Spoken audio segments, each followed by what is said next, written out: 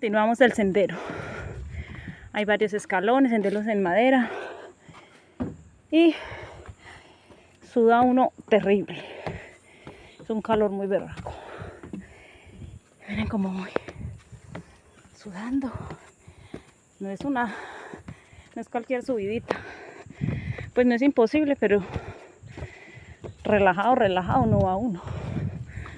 Va caminando uno a su ritmo y se cansa. Aquí vamos. Avanzando.